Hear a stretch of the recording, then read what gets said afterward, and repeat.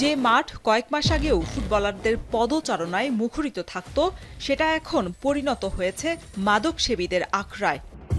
আপনারা দেখলাম যে একজন আবার দেখাচ্ছিল। চিনি না, আমরা ডাক দিছিল।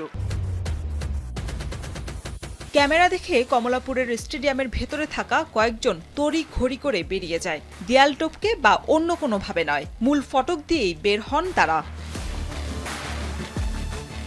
প্রশ্ন, মাঠের ভিতরে ঢুকলো কিভাবে?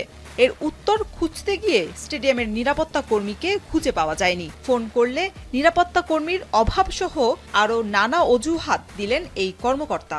মাঠের ভিতরে তো এটা হওয়ার কথা না, তবে এই ডেভেলপমেন্ট কাজের কারণে হয়তো ওরা ওই কাজের দোহাইতে যেতে পারে। বাট সিকিউরিটির যে ব্যাপার, আমাদের জনবল কম, বুঝছেন। আমরা মাত্র 4 জন আমাদের নিরাপত্তা প্রহরী আছে, তার সাইডে থাকে এবং মেইন গেটে থাকে সামটাইম।